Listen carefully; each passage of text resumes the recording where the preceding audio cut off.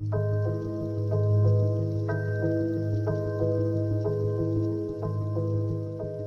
came around the corner, I was at the top of the stairs, and what I saw from at the top of the stairs was a man right here around the corner with his arm like this and a gun pointing up at me.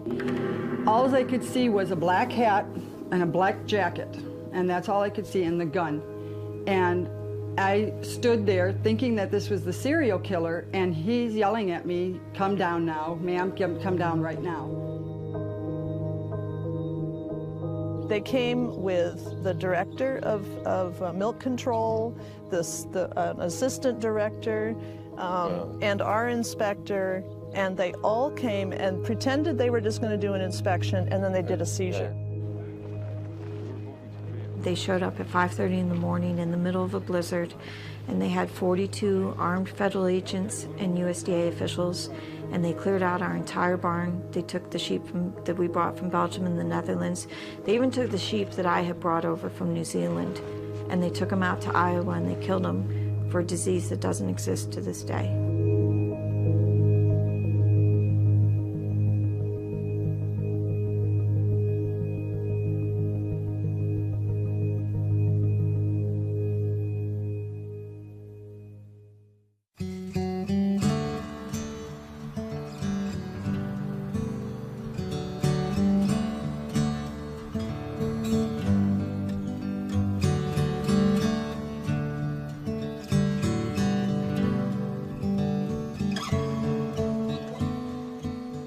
There are two competing food systems in America. First, you have the industrial system, factory farms and agribusiness. Then, there's the local system, consisting of small, sustainable farms and artisanal producers. Sadly, most food production laws are designed to support the industrial operations. And the current U.S. agricultural policies could potentially destroy our local food system. I'm Kristen Canty, mom of 4. The reason I set out to make this film is because when one of my sons was 4 years old, he was a very sick child with allergies and asthma. Conventional medicine wasn't helping him. So I did some research and found out raw milk could be a remedy. I gave my son raw milk, and his allergies completely disappeared. I had to go directly to a small farm to get our raw milk. And I started buying grass-fed meats, eggs, vegetables, and fruits from a number of small local farms. As I got to know these farmers, they told me they were encountering a variety of legal problems from both the state and federal authorities. I quickly realized that my ability to buy the healthy foods I want could be in jeopardy. The industrial food system is growing and becoming more powerful. But the small, independent food system is in danger of vanishing.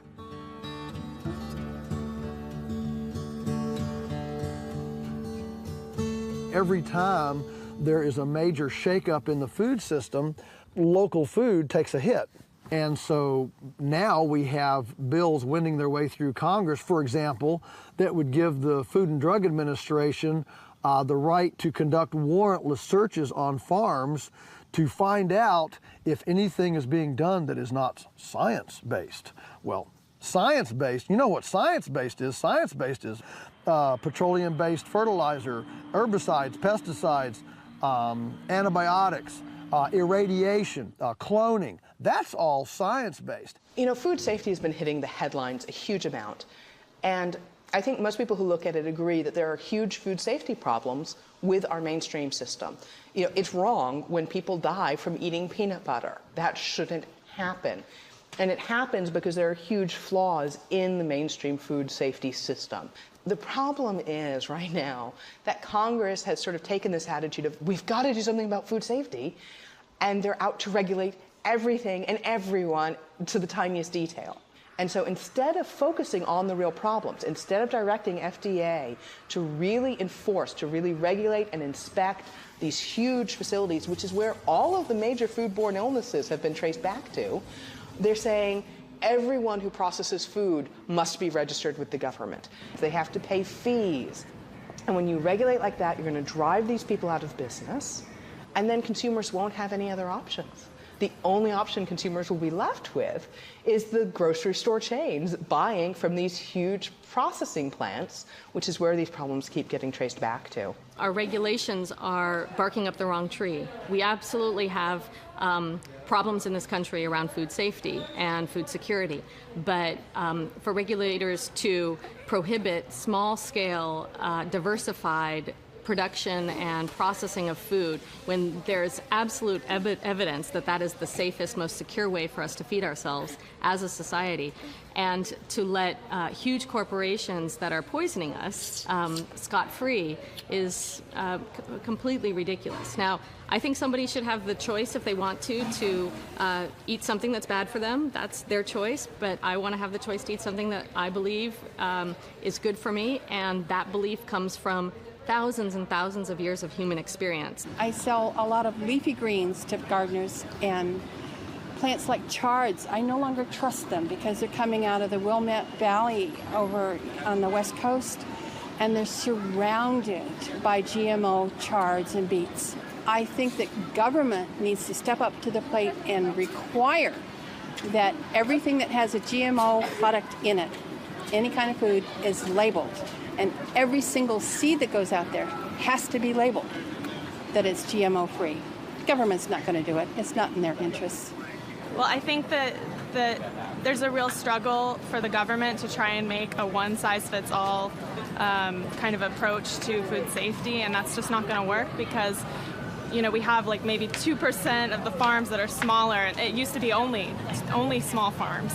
So there's got to be a way that we can protect biodiversity. We can show that sustainable farming is the only way forward. And so we need to be transitioning and thinking about protecting those farms and even growing those farms and bringing more farmers into the picture. The regulations for the little farm say it's one farmer. It takes as long to do all the paperwork as it does to do the farming.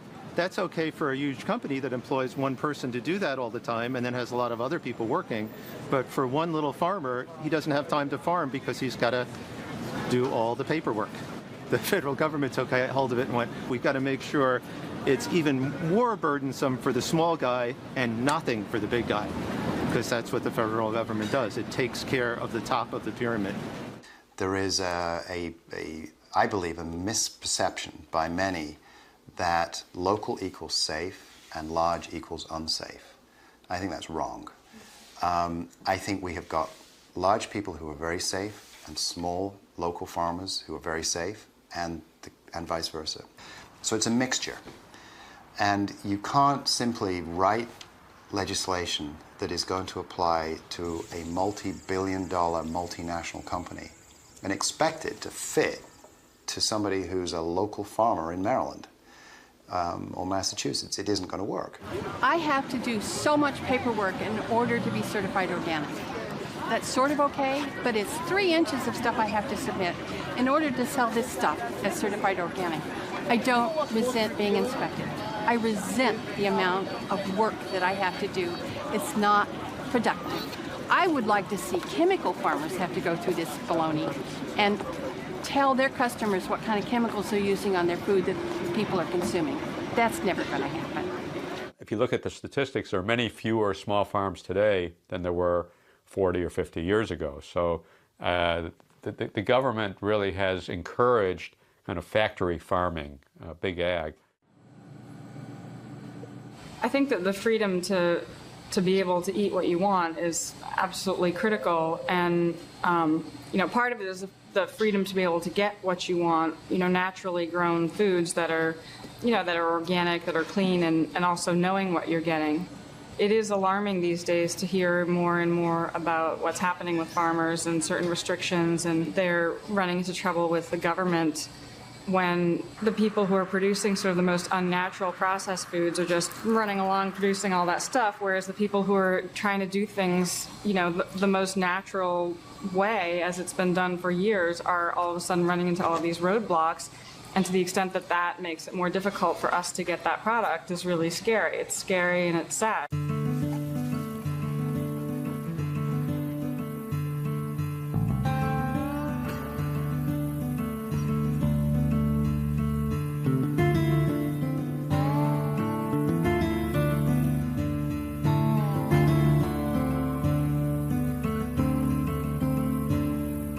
I'm Linda Felice, and I studied mad cow disease over in England. I worked with Professor Eric Lamming, who was the advisor to the EU and the British governments on mad cow disease and how to deal with it and how to make public policy dealing with mad cow disease. My husband Larry, he has a PhD in animal science, and he was doing a postdoc in England while I was working with Professor Lamming, and he came across the British Sheep Dairy newsletter. And we knew that we wanted to work together. We wanted to do something in agriculture and something that would be financially viable with our children. And when he found the British Sheep Dairy newsletter, he said, that's it. We're going to milk sheep. And I said, we're going to milk what? Because at that time, I didn't even realize you could milk sheep. And so in 1993, we moved to Vermont. So we worked with the USDA for 3 years, brought over sheep from Belgium and the Netherlands, and set up a family sheep farm. When we brought the sheep over, they had to go through 2 months quarantine over in Europe and a month quarantine here in the United States, so that if there was any transmissible, communicable diseases. So a whole series of tests were run on the sheep while they were over in Europe, and the same tests were repeated here. All the sheep passed with flying colors. First of all, there's no sheep in the world that's ever had mad cow disease. Second of all, we know what these animals ate, because the theory was that BSE, or mad cow disease, was transmitted through contaminated feed from ground up cattle being made into meat and bone meal, and then being put into cattle feed and into sheep feed. And we knew that none of the shepherds had ever used any feed that had any meat and bone meal. Plus, these animals were lambs when they came in, so most of the feed that they had eaten was their mother's milk. And USDA, they kept telling us that they wanted us to surrender the animals. And we were approaching it from a scientific way. And so USDA showed up at our farm and put the animals under a quarantine. And when Wayne Zelenga showed up, state vet for Vermont, showed up at our farm, he handed us the quarantine papers and he said, I don't mean this as a threat, but let me tell you, if you tell anybody about this, you go to the media, you get greedy, you ask for a bunch of money, we're going to put you out of business, and don't think we haven't done it before. When we were threatened, we went quiet for an entire year. We didn't tell anybody. We told my parents and Larry's parents, and that was it. So here we're part of this great organic group of farmers working together, and we're seeing them day to day, and we can't even tell them these sheep are being quarantined under fear of mad cow disease. And it was a really, really tough year. We brought over 3 European scientists, and we had a meeting down in Washington at USDA. So the 3 Europeans all presented their information, and they said, okay, this is what's going on in Europe. There's not a single sheep being killed under suspicion of mad cow disease. The flocks that the animals were imported from, they've all been continued to be surveilled. They're all perfectly healthy. Everything showing that our sheep were not at risk. And so then we opened up for questions, and it was silent. No one said anything. And finally, Linda Detweiler's boss, Alfonso Torres, said, look, I'm really sorry, but we're under political pressure, and you're going to have to surrender your animals.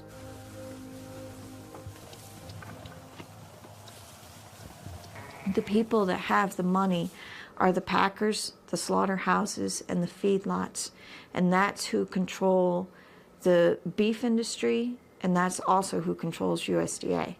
Because there's a whole revolving door of people that go from the pharmaceutical and the beef industries. They have positions there. They go into USDA.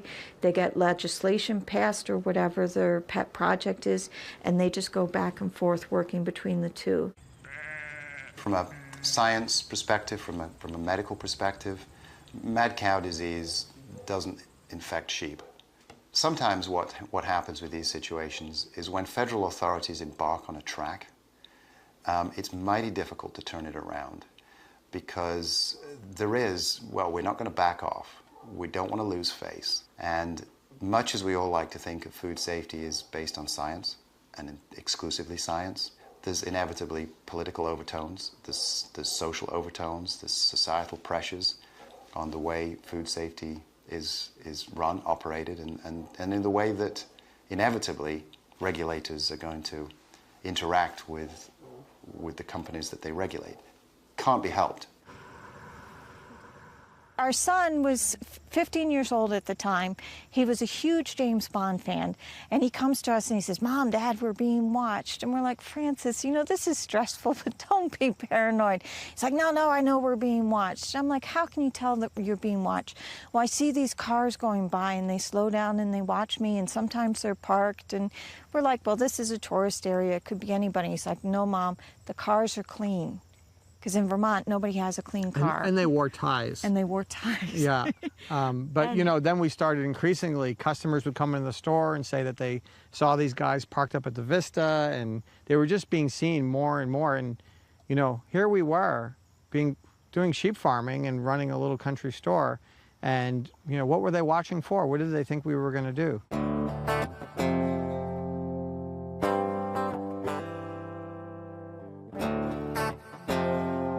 So when USDA was monitoring us, they spent over $1 million watching us. And we would see these guys climbing in and out of the fences. And as part of the court case a few years ago, we received some of the diaries. And the day was broken down into 15-minute segments. And it said what each of the family members were doing, where were we, you know, who was at the store. Larry Felice and son Francis moved the sheep, missed one. Anyone in the valley that they saw that had a Save Our Sheep bumper sticker, they wrote down their license plates. And then they investigated them. They also did 2 criminal investigations of Larry. Linda Detweiler requested this. So the first one was to see if anything about the importation had been illegal, and then and they couldn't find anything. So the second one was a personal criminal investigation to see if he had anything in his background. I married a clean one.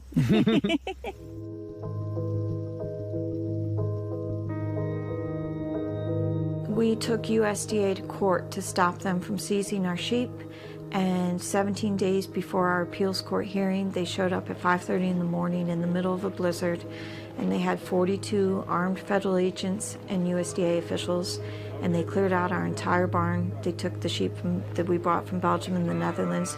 They even took the sheep that I had brought over from New Zealand, and they took them out to Iowa and they killed them for a disease that doesn't exist to this day. Hurry! They can't wait another 2 weeks! Get them moving, people! They did basically a lethal injection. They collected tissue samples, put them into this lye solution to make them disintegrate, because they were acting like this was such a danger, even though there was absolutely nothing wrong with the sheep. Linda Detweiler received all the test results, and it showed that every single animal was negative. And nobody knew about this except Linda Detweiler. We were unaware of these results. The media kept asking for test results. On August 3rd, 2001, the very same day that she got the test results, there was a press conference by USDA that said they had no test results, and that it was going to be months, that they had to build a new facility, and that they wouldn't know for months until the results had come in. So they lied to everyone. Later that summer, USDA said that they wanted to take all of our equipment, take a lot of the pieces off of the barn, and basically take anything that we had that would allow us to continue in business. And so they brought Heather's milking parlor. Heather's milking parlor, you know, you name it. And so they brought a giant dumpster here, and we filled that up with a lot of the stuff, the trailer they just took off. And what they told us is they were taking everything down to Massachusetts to be incinerated. And they were also taking the hay that we were producing off the land and saying that that was dangerous as well, and they needed to take that away and have that incinerated. Well, And that went on for a couple months. Yeah, and I became really suspicious about that. So one day they came to get a load of the hay, and I decided to follow the truck. And they went to the local landfill that's only a few miles away, and they dumped it right into the landfill with everything else. So I guess they really didn't feel it was dangerous. And we found out later that the USDA had all the test results that proved that there was nothing wrong with the sheep before they ever started bringing those dumpsters around. So they had all the evidence to show there was no danger whatsoever, as we all knew from the beginning, but they had the evidence, and yet they spent all this money and created this facade of doing these things for public safety, and all they were doing is dumping things in the local landfill and wasting more resources. when we were trying to get compensation, they waited till 18 months after the animals had been taken, and it cost us $5,000 a head to bring the animals in. They gave us a check that was $1,300 per animal. And we said, why the discrepancy? Why didn't you pay us at least what you paid these other people? And they said, well, you chose to fight. USDA likes to instill fear. And so by giving people a gag order or telling them they can't talk about it, that makes it so that they feel that they can control it better. I knew we would win eventually. I didn't know if we could save the sheep, and we didn't do that. But to be able to show that the whole thing was a complete fraud and premeditated and done on behalf of USDA's agribusiness sponsors and not for human health as they pretended it to be. And I know that I personally have lost all faith in agriculture within this country. This is one that Francis wrote. And it says, for me, the farm provides a sense of belonging and pride. The farm has allowed me to become much more responsible and active. Yeah, things are busy on the farm, but it's a good type of busy. It helps to make me more organized and prepared. I can do a lot of things outside the farm, but I've learned to fit it in, and I think so far I've done a good job. The farm helps to keep the family and I going from the money from it. It provides the things we need to live. My parents used to have a job outside of the house before we had a farm, but I like the farm because it allows me to be with my parents.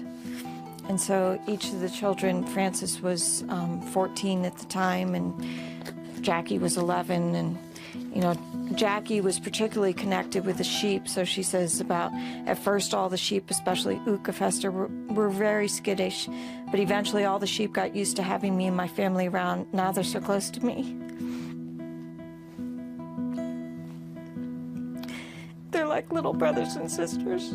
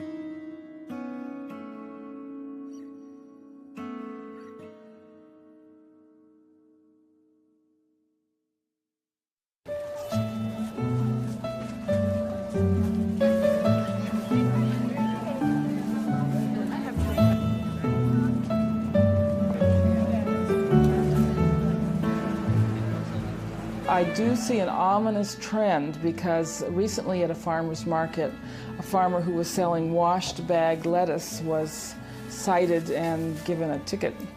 And they said this is a processed food.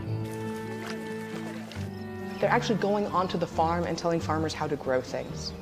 So if there's a leafy greens problem because a huge processing plant is bagging leafy greens and shipping it all over the country, all of a sudden your local farmer who's growing leafy greens for their CSA or growing leafy greens for the farmer's market are going to be subject to growing and harvesting standards created by federal bureaucrats who frankly get all of their information just about from large industrial conventional agriculture.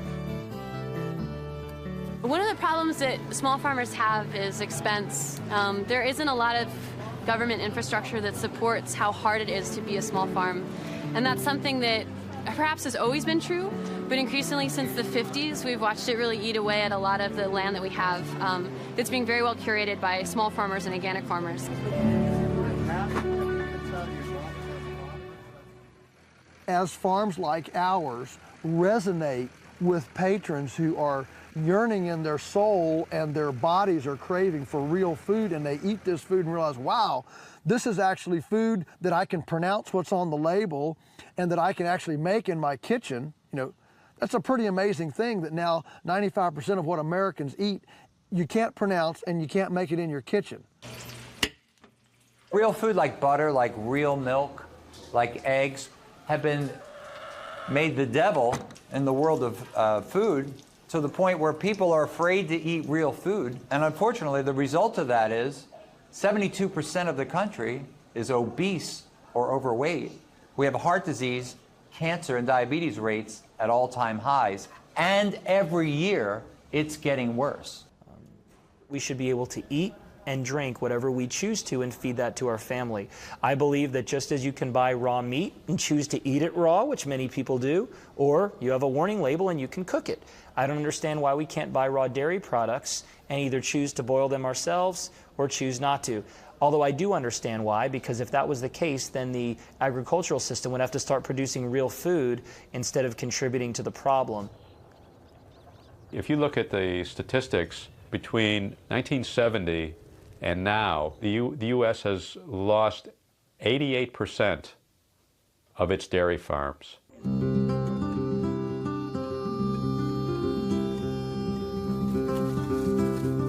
More than any other single food, raw milk is what draws the consumer to the farm. Once they get there, they might buy meat, poultry, produce, but raw milk is what initially causes them to set food on the farm. You know, there's a urban legend going around about raw milk is not good for you, it's dangerous. You know, I wouldn't be here if it weren't for raw milk, because all of my ancestors had nothing but raw milk.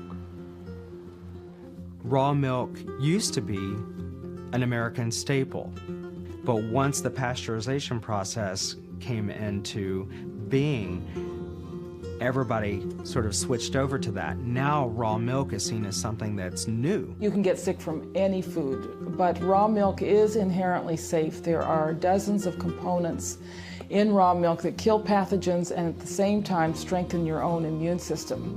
These are in the milk, and a lot of them are in the fats in the milk. That's why we always say drink whole milk. Don't drink skim milk, but drink whole milk. Much, much safer to drink whole milk, raw or pasteurized.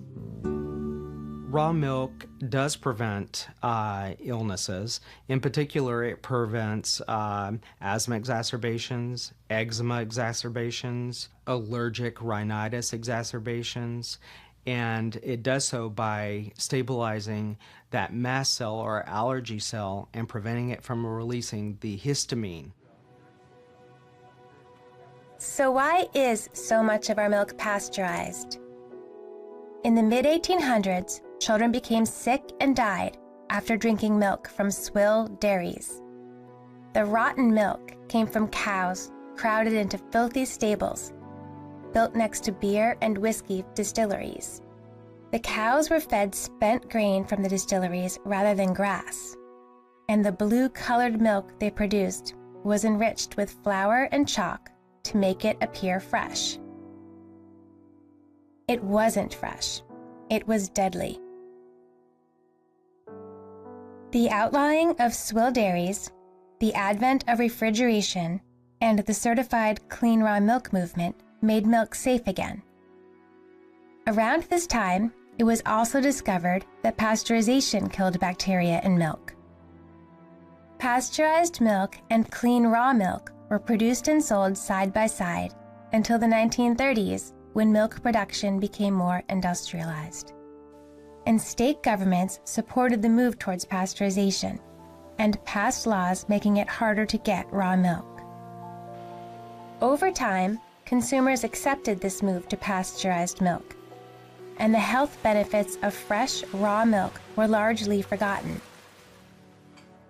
Even though raw milk's health benefits are widely accepted as scientifically proven, state and federal health officials warn that it is too dangerous to drink. Our bodies nowadays are more used to a lower bacteria count. There will be lots of problems if you have raw milk. It is essentially better for you because if you just alone look at the enzymes and vitamins and nutrients in it. But the pasteurization is a safeguard. Raw milk is whatever comes out of the cow. If it's very clean, it's a great product. If it's not, people are going to get sick. It's too dangerous to really do that without a pasteurization. Raw milk, yeah, it's got microbes in it. Most of those microbes that we get exposed to and that live in our gut are harmless. They don't make us sick. And even if they do, there's probably just low levels that if it's just a low level of exposure, it's not necessarily life-threatening or a huge problem. But there are microbes that get into milk that we know can be deadly. Severe gastrointestinal illness, kidney failure, strokes, and death. And the bug I'm talking about is E. coli 0157. It's rare. It's not an everyday occurrence in every gallon of raw milk that you buy. It's like you're playing Russian roulette with the milk at some horribly high odds ratio. But it is a risk. The state of Maryland does not allow the sale of raw milk directly to the consumer, and that does include the cow sharing programs. And this is in concert and agreement with the Federal Drug Administration, FDA, CDC, which is the Center for Disease Control, the American Academy of Pediatrics, the American Medical Association, the U.S. Animal Health Association, the World Health Organization. And the reason why the state of Maryland does not allow the sale of raw milk is raw milk can contain a wide variety of pathogens, which are disease-causing agents. I became a raw milk activist because raw milk was banned in my state. I live in Maryland, and initially, when we first started drinking fresh milk, we participated in a cow share program. Now, a cow share is very similar to a timeshare, where families will go in together on a cow and then get the milk from their own animal. And that was legal in Maryland when we first started drinking, but then the health department changed the regulations to ban that. That really upset me, because here I am trying to feed my children as healthfully as I can, and the health department is completely undermining my authority as a parent, all my research, and saying, you don't know what you're doing, and you can't give this to your family. Now, I can go out and feed them fast food 3 times a day. I've been through 4 pregnancies. I could smoke through all of them, and yet I can't go to a farmer near me and purchase this amazing, healthful, nutrient-dense, fresh milk.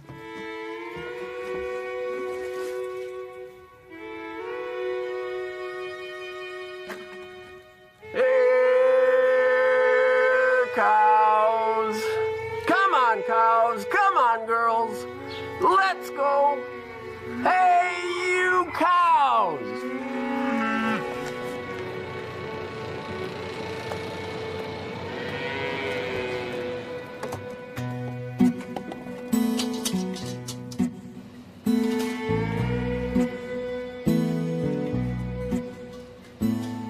I'm Steve, and this is Barb Smith. We live on about 150 acres on a ridge overlooking Seneca Lake, which is one of the Finger Lakes in central New York. We have about 30 cows, and we milk 9 of them. We have 2 draft horses, about 10 chickens. 2 pigs. 2 pigs. And 9 kids. And 9 kids, yeah. We're raising 9 kids.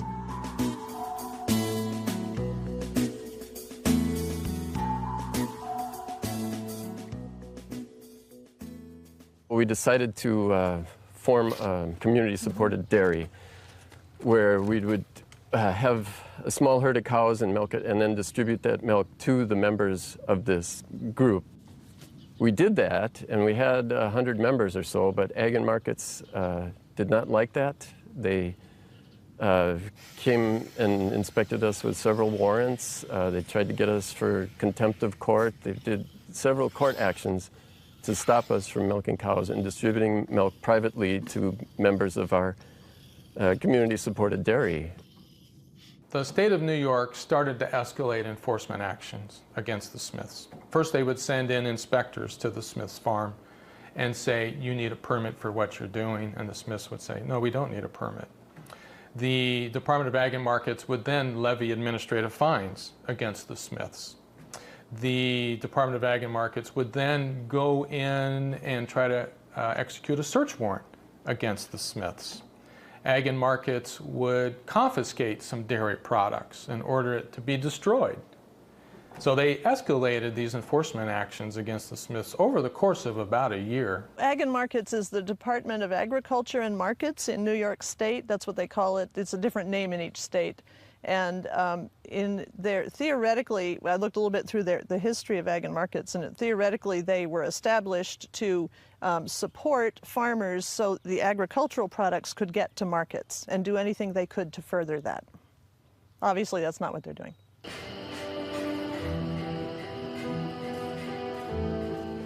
The ag and markets kept saying, we have to inspect one more time, we have to. And so finally Gary thought, well, all right, we'll give them one more inspection.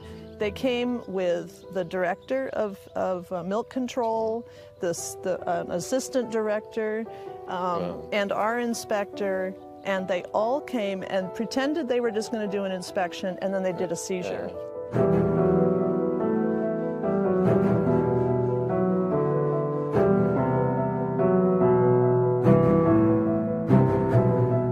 The cooler that was seized and labeled, we had a few shelves full of yogurt in here at the time, and I don't think they had any legal way to ban us from making raw milk yogurt other than to go through this inspection and say that it was unfit for human consumption. In their estimation, this place was so filthy that food fit for human consumption could not be made here. So they condemned the lot. They condemned about 5 gallons of milk and they had this fancy red seizure notice. I can still see where it was taped on here. And they taped it across the handlebars so that we couldn't open the cooler without breaking their seal. So they took all of our yogurt and milk that they they locked into the cooler with these locks saying we couldn't touch it and all that. The only farm crop that's regulated more than raw milk is marijuana. And it just seems ridiculous. It was very hard for the family. The kids were terrified. They were scared for a long time of someone else coming, because even though we tried not to act too paranoid, we had to talk about things like, next time they come, what are we going to do? In most of the states that allow farmers to sell raw dairy direct from the farm, like places like Pennsylvania and New York State, they can only sell milk. And the reason that they can't sell butter and cream and cheeses and so forth is that those are considered to be processed foods. And the more processing that's done in the view of the agriculture authorities, the more chance there is for contamination. Throughout the making of this film, I tried to contact numerous government officials to give the other side of the story. I decided to travel to Albany, New York, to confront the State Department of Ag and Markets to discuss the Smith case. You came unannounced. If I come back, we can make an appointment, but one of the things is that we have to get through these court cases in order to talk about these issues. But their case is closed. It is not closed. They have the opportunity to appeal, which I was just informed of when I just went to our attorneys and said, hey, they're asking about this. I just want to make sure, what can we say? Because we are looking into the question that you asked on the email about why. But the why digs up. This is a law from 1938. So the law is in place. You asked about why. Right. Why? Okay, good question. Legislative history, why did this law even pass in 1938? Those are the things we're looking into that question for you. Okay. But that was also part of the court case, which they can appeal. All right. What about if we didn't address that issue at all and just address the issue of the yogurt and the cream? That was part of the court case. That was part of the court case. So even though... I can't talk about that today. Even though it's just general policy, like it's just your policy. But it relates to the court case. People from the government don't really want to talk for some reason, which bums me out because I think that if you feel strongly enough to shut down a farm, that you should be able to talk about it. The Department of Agriculture and Markets here in New York does allow the sale of raw milk. We're one of 28 states, I believe, that allow the sale of raw milk at our farms with certain protections in place in order to protect both consumer and the producer. And so that means strict regulations and requirements on behalf of the producer, limited sales, and those are things that we feel strike a balance in between protecting both producer and consumer. And so we are very open to communication with our producers about the challenges and opportunities of selling raw milk here in New York State. We will continue to do those, to have those conversations once this litigation is closed. As an attorney and a former government employee, I need to point out, I'm scratching my head trying to figure out, why is this so important to the government? Why are they stamping down on, the little guy? Why don't they go after the foods that are inherently dangerous? So to me, that's the $64,000 question is, what's motivating these governmental officials to crack down on small family farms? Are they being financed by big agribusiness? Are they being financed by the dairy industry? What's causing all this? Do these government officials come from big agribusiness companies and then go into government?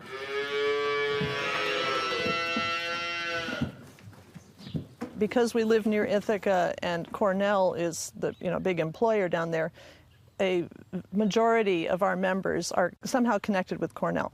A lot of them are in the sciences. These are all very educated people who, they're not people who don't know the difference between raw milk and pasteurized. They're making very deliberate decisions to drink raw milk. So it's kind of funny because I think about taking them all to the judge and saying, would you all stand up and introduce yourselves? And that case is still on appeal, and we hope that some judge will be able to decide that this is a legal private enterprise.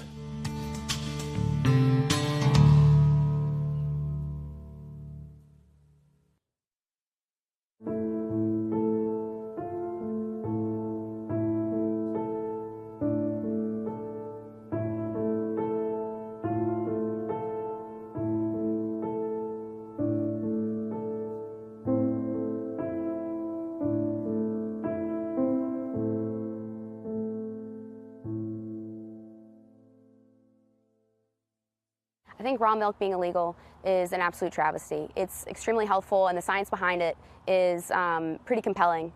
And I think that what we need more of in this country, and I think what we can all agree upon, is the ability to make choices for ourselves, choices for our family, and everything else. I think that's what makes it so great. The public health establishment should do a lot more to educate dairy farmers on how to produce raw milk safely, so that consumers that want to obtain raw milk can obtain it, and those who don't want to obtain raw milk don't have to buy it. Raw milk is regulated on the state level, and that's why we see such a hodgepodge of laws regarding raw milk. In some states like California, you can buy raw milk in stores.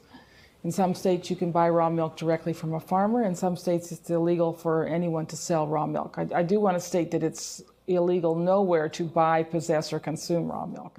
The FDA requires that if milk is sold across state lines, it does have to be pasteurized. So if a state does allow the sale of raw milk, that milk has to stay within the state. It cannot be sold over state lines. There's a terrible regulation out. It's been on the books for over 20 years that prohibits raw milk for human consumption from crossing state lines.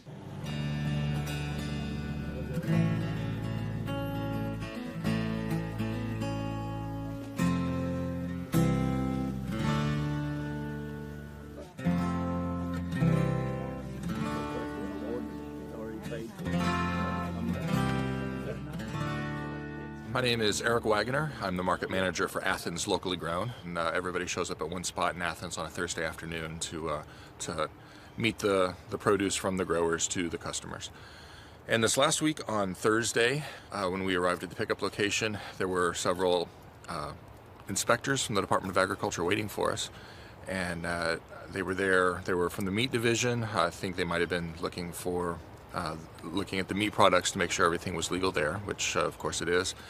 And in the process of looking at that, they entered my truck and found a bunch of coolers. Raw milk from South Carolina, USDA grade licensed dairy, a imminent health hazard according to the state of Georgia.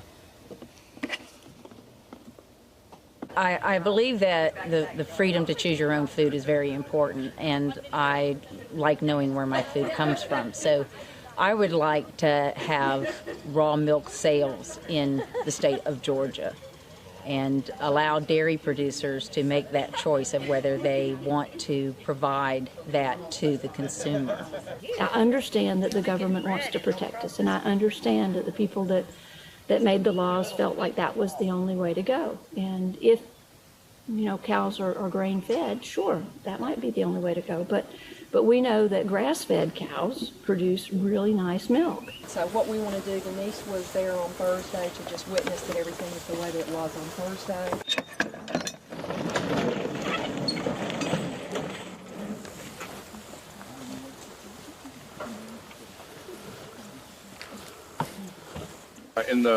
With the gray hair is Peggy. She's the director of the dairy division.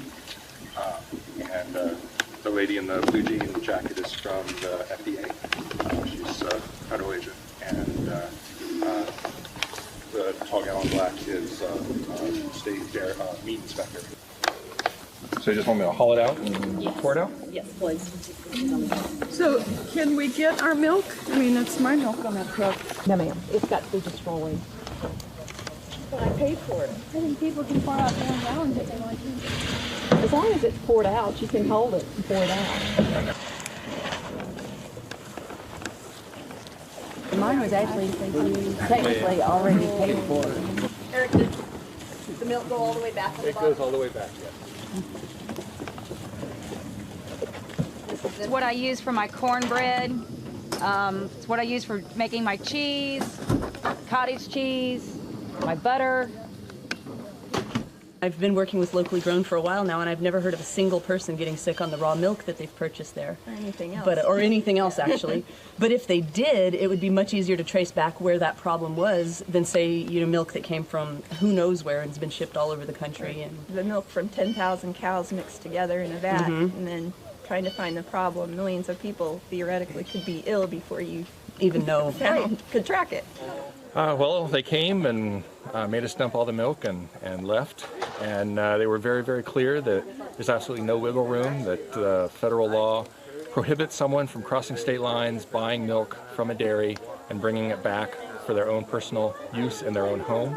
So I'm not sure where we go from here. There's a lot of questions still up in the air. Some folks that own the milk that was on this truck are wondering how it was they were able to search and seize without warrants. So that might need to be resolved. And the other issue of how they have jurisdiction at all if somebody were to go and buy it for their own personal use in their own home. You can't get angry about it. You have to understand what it is, what it is. This is their way of doing business. They'll degrade anybody they possibly can. They'll ruin anybody they possibly can to keep an agenda of where everybody's at in the narrow parallels, and don't you dare get outside the line.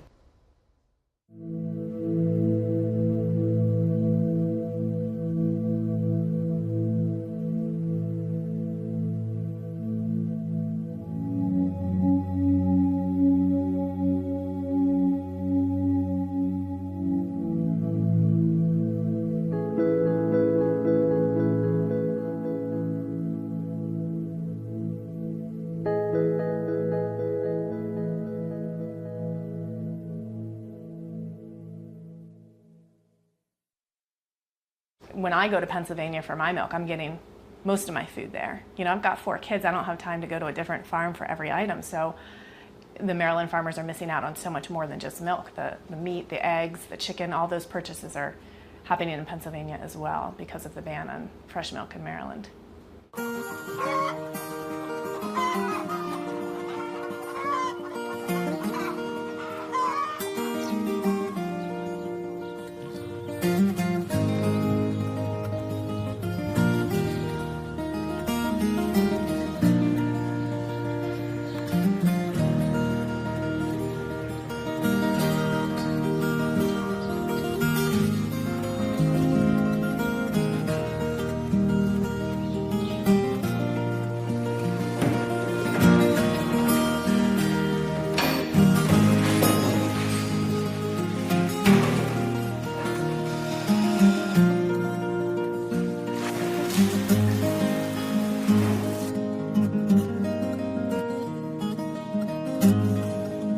Mark Knoll is a Mennonite farmer living in Pennsylvania.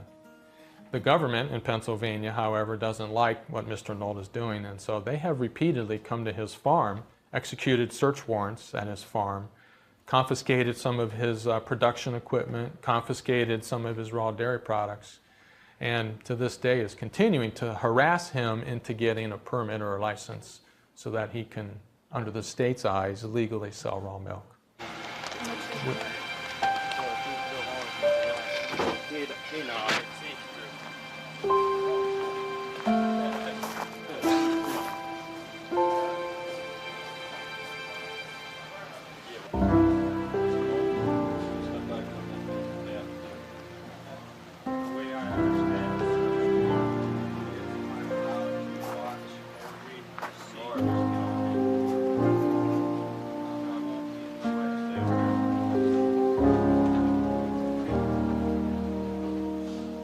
He had actually asked the Department of Agriculture, could he sell raw milk direct without a permit? And the man in charge at that time said, you can. There is no law that says you have to have a permit if you're selling privately, directly. Well, someone new came into the Department of Agriculture, and he would never answer this farmer's question, but his reply came in the form of 3 raids on this farm.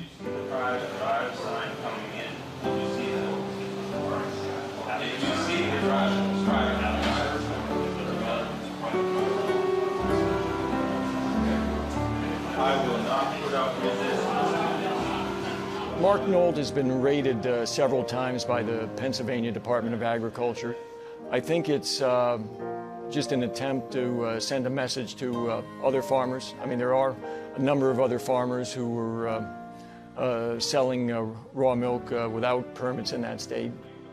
And it's an attempt to intimidate them into going along with Pennsylvania licensing requirements, which Mark objected to, because under the licensing requirements, he can only sell raw milk and raw cheese aged over 60 days. He can't sell other value-added products like butter, cream, and yogurt. And he thought he was an unjust law, and he exercised his conscience.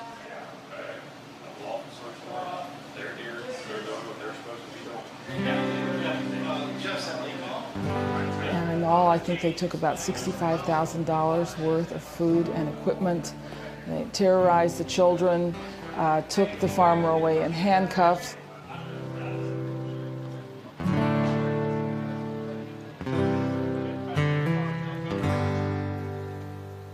Both the PDA and the FDA say that Mark refused to answer the citations that they served on him, and so they had no choice in their view except to go and actually arrest him, bring him in, and serve him with the citations, and in that way.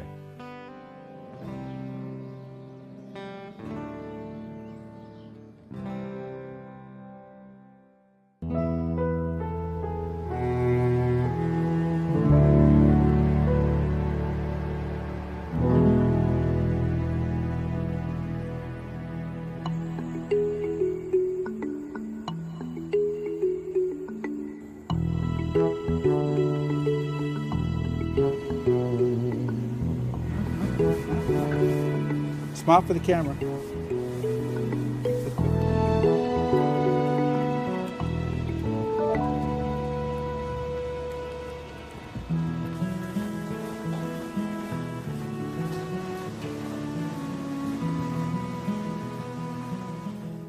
My name is Mark McAfee. I'm the founder of Organic Pastures Dairy, and we have been selling and distributing a wide variety of organic raw dairy products that are grass-fed here in California for the last 9 years or so. From our dairy here on 405 acres of the wonderful fertile ground in San Joaquin Valley, all certified organic with about 400 cows.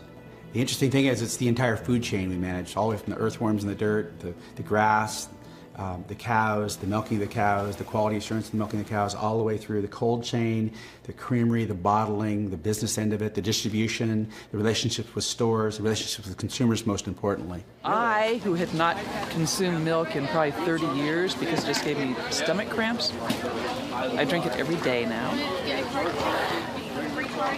It's just amazing. It's just amazing stuff. Used to be there was only one kind of milk, it was just milk. Nobody really thought about it. As people are learning that there's a difference and are beginning to ask what the difference is, the market has been expanding rapidly. I've been buying raw milk here at the farmer's market for about 6 months now. My main reason for purchasing it is the ethical treatment of the cows that it comes from. I know they're pastured cows. They're not locked in pens where they're milked daily and fed hormones or antibiotics. And so that's my reason for purchasing it, for the main point. But I wasn't sure how exactly. Well, if you were drinking a pasteurized dairy product, we know that but pasteurized milk is missing its complementary bacteria and its enzymes, which inhibit pathogen development. So if it gets in to the pasteurized milk afterwards, the listeria gets in, you've got a real problem. And the FDA doesn't seem to think that that's a big thing, because their response to that was not a big shutdown, not a big fine, not a big any media thing. It was just a whatever and go on. And we see this time and time and time again, that it's okay to kill people, but boy, you even come close to sniffing with raw milk and hang them high.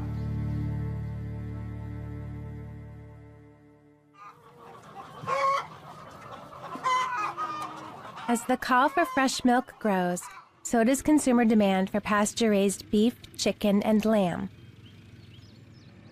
I went to interview Joel Salatin, a Virginia farmer who has written 5 books on the subject and is one of the forerunners of the movement. I'm Joel Salatin, co-owner of Polyface Farms here in the Shenandoah Valley of Virginia.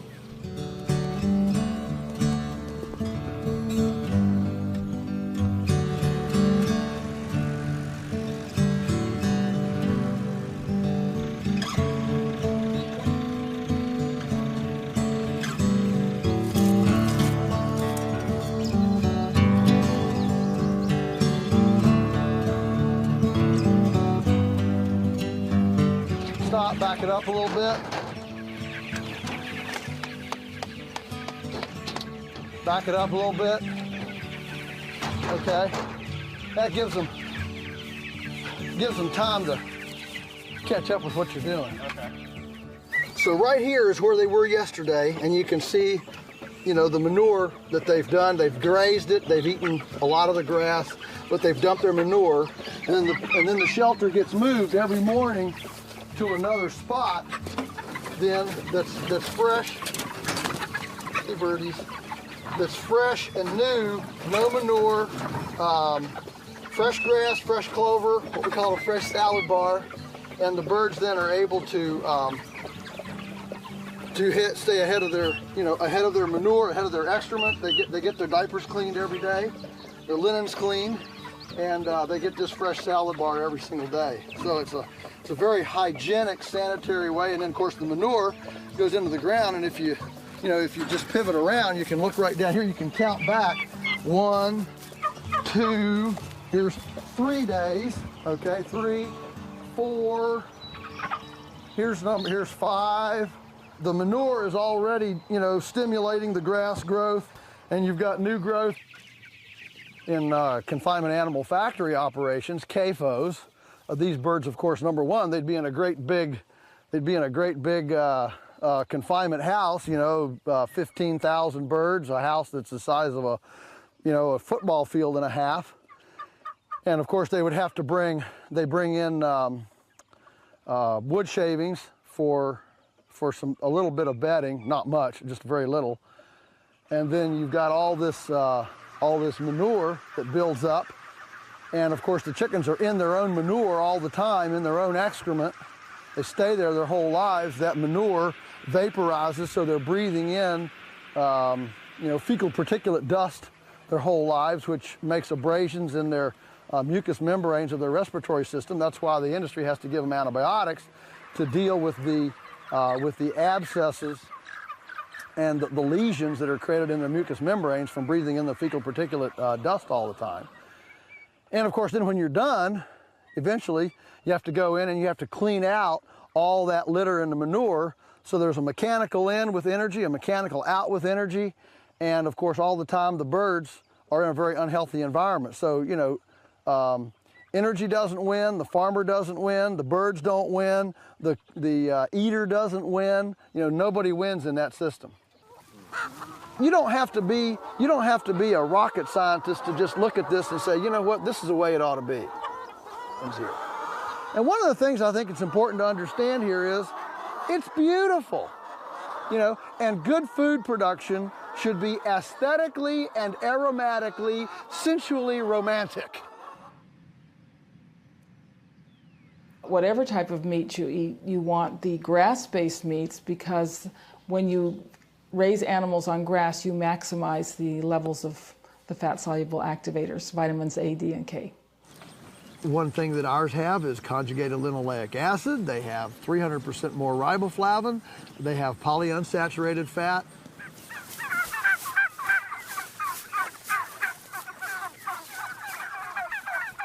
You can see right here where they were. They move them every 2 days. So they were right up there. So then we take that fence up, we set it up down here, and then move them. And then there's another set of turkeys right over the knoll right down there. So there's 2 sets of 400 and some turkeys here in 2 sets. Aren't they beautiful? Now, I may not be the richest guy in the world, but man, what an office. You know, it's a great office. So we move the pigs every few days from paddock to paddock. This, of course, is the paddock they'll be going into. Light footprint. This is pigs the way they're supposed to be.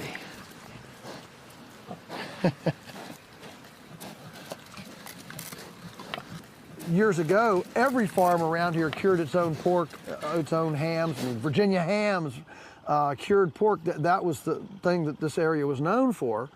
And all of us did it. But now you can only sell it if it's cured in a federal inspected facility, which means we have to go from our federal inspected facility to another federal inspected facility to get it cured, and then re-import it to the farm. And what that means is that circuitous route and the processing cost that they charge us, even at $9 a pound, we don't make a penny on bacon because it's all eaten up in this regulated processing. So, you know, people talk about, you know, your food is expensive, or, you know, they try to paint us as an elitist niche market because our food is higher priced. Most of the time, this higher pricing has nothing to do with production. It has to do with these non-scalable, capricious regulations that keep us from being able to be efficient at accessing our neighbor with better food. If you're large, you have one set of issues. If you're small, you have a separate set of issues. We think each farm should be regulated based on its size and the type of production operation it's actually engaged in.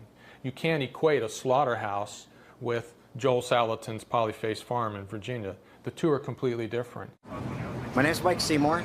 I'm a livestock farmer in upstate New York. I raise grass-fed beef, pork, sheep, and goats. All the animals are slaughtered at a USDA facility. We have to transport the animals an hour from the farm to a USDA facility twice a week, pick up the carcasses and bring back to our facility to process. I think it's a lot of work for what a USDA facility provides. It doesn't protect anybody from any of the diseases that they claim to. I used to work in a USDA facility. We had to go get our inspector upstairs a couple times a day because he spent most of the day in his office. And I've worked at other facilities where the inspectors pretty much didn't do anything that they're supposed to do in the course of a day. We would point out things on the carcass they may want to look at. The U.S. has a big food safety problem. It just doesn't come from your small backyard operations. It comes from these huge slaughterhouses that, you know, pass cows, slaughter a cow every 30 seconds and can't possibly have the standards of human inspection and cleanliness that you do when you do it on the farm and you have one cow and you slaughter it for an afternoon or something. There's a desire on the part of the public to have grass-fed meats. We know that they're a lot healthier. and they don't have all the antibiotics and toxins in them, but the big challenge for the farmer is getting these to market. And part of the problem is the lack of USDA inspected facilities where people can go and have their meat butchered and then sell it directly to the public. Regulations generally serve as a vehicle for preventing small independent producers from providing the kind of food that people actually want to have. And what we have found in the past is that in general, regulations serve the large industrial corporations. They do not serve small farmers, and in effect, they do not serve the public.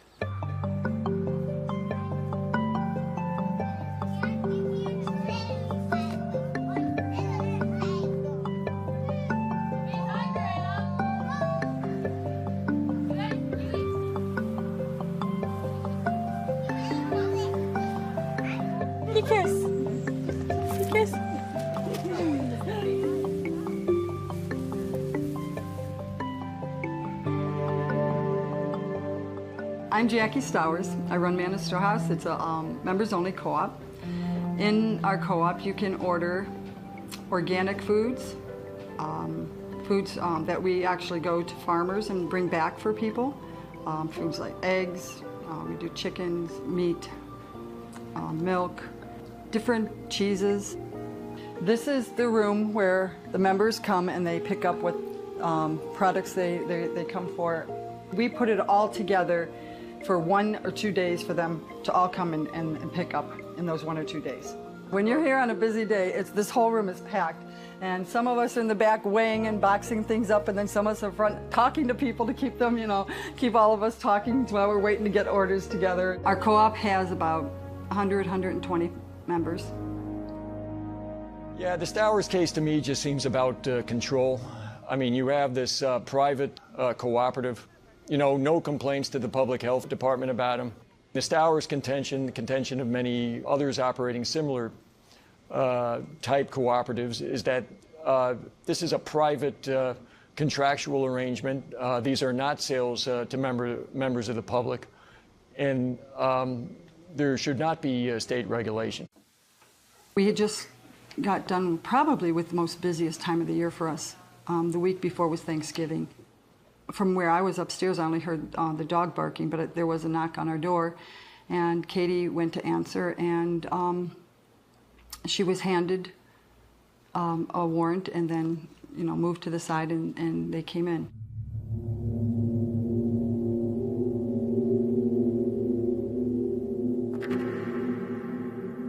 I came around the corner, I was at the top of the stairs, and what I saw from at the top of the stairs was a man right here around the corner with his arm like this and a gun pointing up at me. All I could see was a black hat and a black jacket, and that's all I could see, and the gun. And I stood there thinking that this was the serial killer, and he's yelling at me, "Come down now, ma'am, come down right now." When I got about halfway down, someone handed me papers, and I looked down and I saw, it was very difficult to read because I had a man with a gun in front of me. All I could focus on is this man with a gun and my children. That was the only thing in my mind. Our son David was in another room in the other side of the house, and he had a cell phone in his hand, and one of the sheriff's deputies tried to put his hand up, and David kind of went like this, and they shoved him, brought him down the steps and put him up against the wall. This is the room where we were held for 6 hours. We had 10 children in here, 2 adults. Most of the children were sitting on that couch and over here on this couch, and we had deputies here and over here just watching us so that we couldn't leave this room without permission. My husband pulled up and they frisked him, and then they allowed him to come in the back room with us.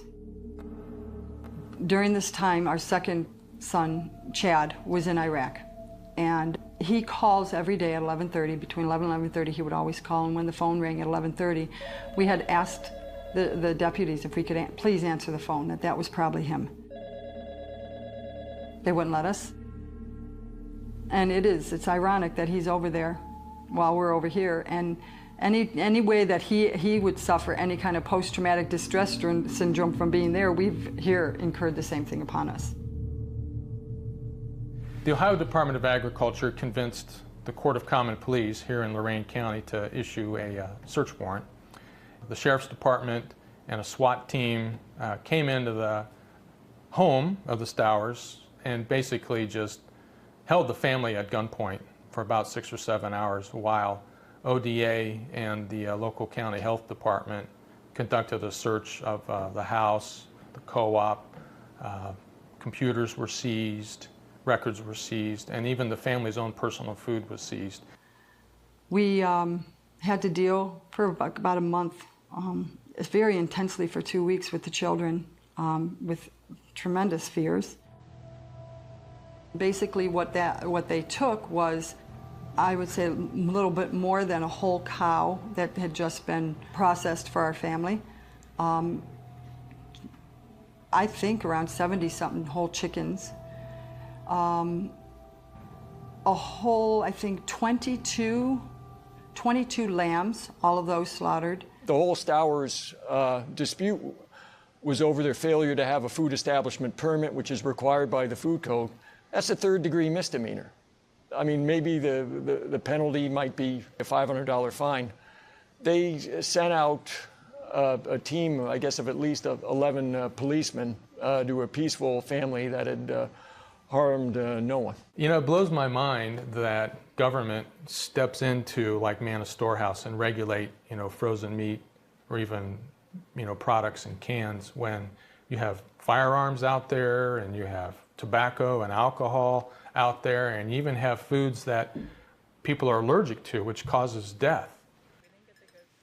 Dear Jacqueline Stowers, I had heard what had happened to you and your family on December 1st. I am so sorry this happened to you, and I still can't figure out why someone would do this to you all. Please know there are folks, even in Idaho here, who are outraged and angry over what you all went through. I'm sending this small amount to help you and your family through this difficult time. This one's actually from Ireland. It says, Dear all, I just read about the raid on your co-op. As a co-op member of the best part of 30 years, interspersed with 8 years of organic shop ownership, I am absolutely appalled as to what has happened to you. Being on the other side of the great pond, I don't really think there's anything I can do to help, but I just wanted to let you know that you have my sympathies, and I hope justice will prevail and that you can continue your important work. Slan Ute.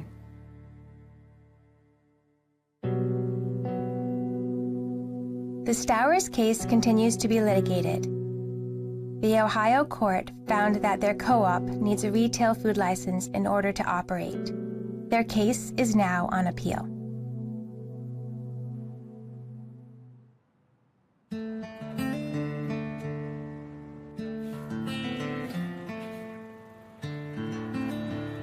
Rawsome Foods originally started in a garage. It's been in business for about 12 years. We are a private membership club that doesn't serve the public. On June 30th, there was a knock at the back gate. I wasn't here at that moment.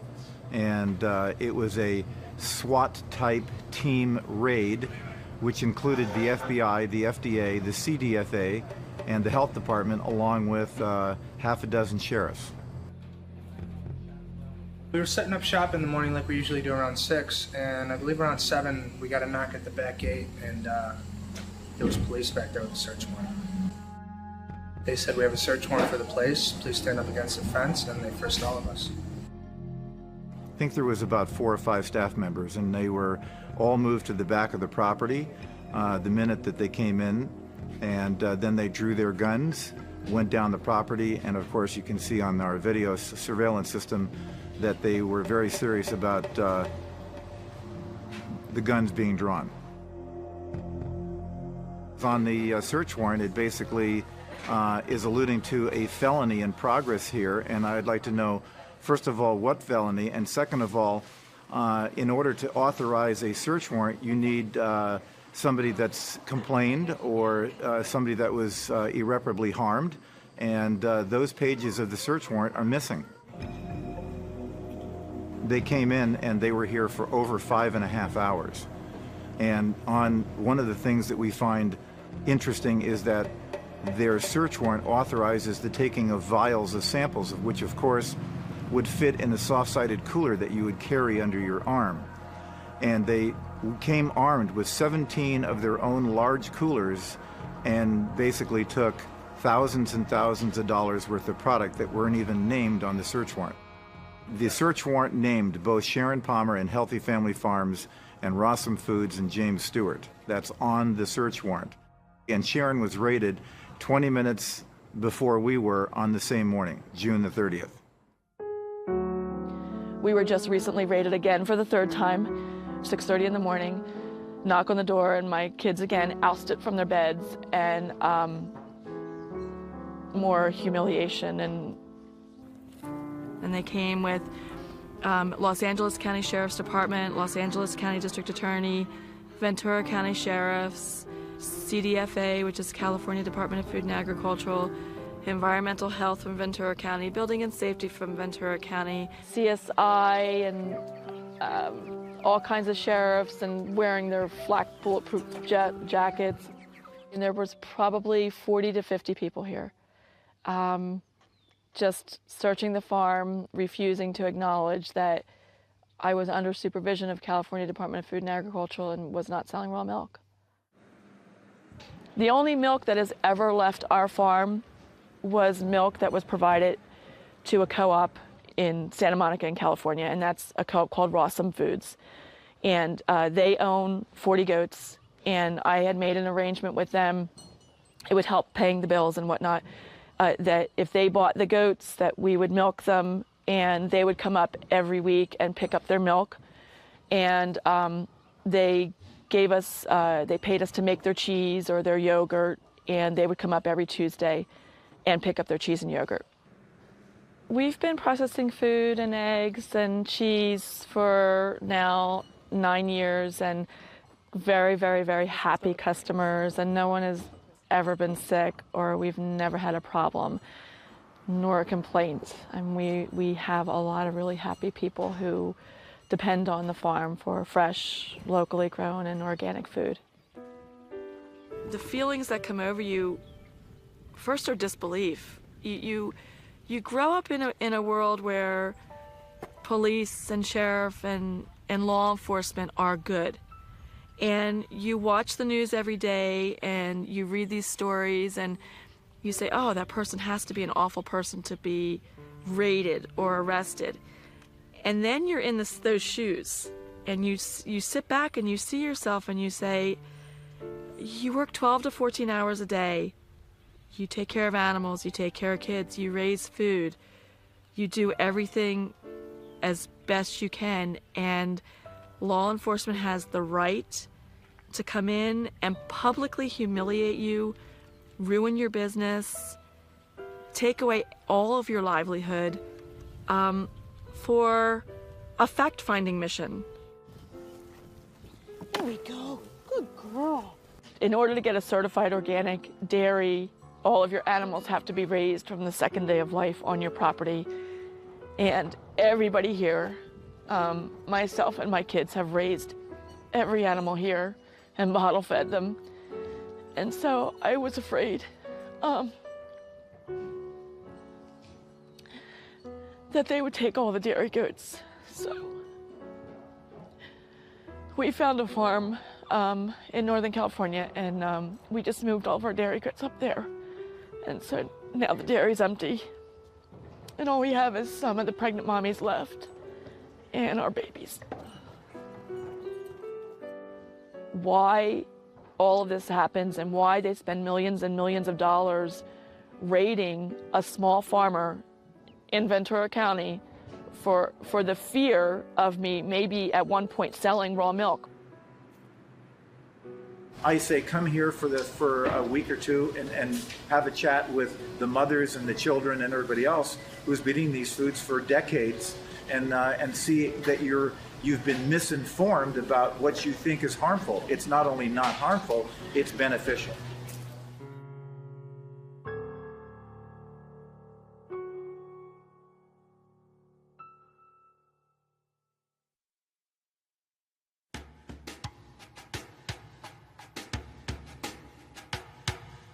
Mm-hmm. I made this movie to be a cautionary tale for consumers. Our freedom to choose the healthy food we want to eat is in danger. Our government needs to stop harassing small farmers, small processors, and food buying clubs. We need to encourage farmers to produce safe meats, vegetables, fruits, and dairy products. And the public health establishment should support farmers' efforts to get these nutrient-dense foods to accessible markets. If I had one thing to say to the USDA and the FDA, I guess my question would be, why do you hate freedom so much? Why? What is it about freedom? Whether it's a consumer's freedom to choose the food that they want to drink, whether it's me as a farmer choosing the customer who wants to buy my product, or how I want to make my product. What is it about freedom that is so horrendous to you that you are willing to take my property, take my life, take my customers, take my animals, take my land, that you're willing to do this in order for me to not have the freedom to even sell a pork chop to my neighbor? It needs to be our choice what we eat and how to take care of ourselves. We get enough media blitz, we get enough bombardment with advertising, $10 billion a year for our kids to eat junk food. We have to listen to all of that. Why shouldn't our voice be heard? And if we choose to not go with the flow, if we choose to go against the grain, unless it's sprouted, that is, we should be able to. And so it's not as much I want to say that the health organizations, Food and Drug Administration, USDA, need to go fly a kite. What I believe is we need to have the rights we've been given as Americans, and we need to be able to have the right to choose healthy foods. Food is the underlying way we're supposed to stay healthy. It's not visiting the doctor more often to get more and more drugs, which have terrible side effects many times. It's about eating whole, unprocessed foods. That's what we've done for hundreds of thousands of years, very successfully. And we've somehow had a detour in the last 70, 80 years and lost the fermented foods and lost the whole foods and looked for that long, extended shelf life dead food in our food paradigm, which is horrible for what we are as bacteriosapiens. We need the bacteria, we need the enzymes, we need the wholeness of our foods to be healthy. Consumers have a fundamental, inalienable right to produce and consume food of their own choice. And a consumer has a fundamental right to enter into a one-on-one contract with a farmer or even an agricultural producer to obtain the food that the consumer wants. Big companies aren't capitalists. They don't believe in free markets as much as small farmers and small business people do, because they're competitive and they work hard. But the only way we can get this changed is the people have to become so outraged that they get the attention of Congress. And when Congress hears about it, if it's in their interest because they like their job, and if they know that it might hurt the voting record, and then they'll pay attention. There aren't a lot of advocates right now for sustainable farming and organic farmers within our government. And I'm hoping that the public pressure and the support of local foods is starting to push change, because we're really messing up our environment. And small farmers do a lot to support the land that we have and keep it clean. Intelligent people in this country are coming to second guess our farming and agricultural policies and saying, wait a minute, we may have been able to produce a lot of cheap food by this system, but was that healthy food? Some terrible things are happening out there. Fortunately, we do have good legal help now, and we have the internet, and we have ways of publicizing these things. But it's America, wake up. I mean, these things are starting to happen, and if we don't have a huge outcry, it will continue to happen.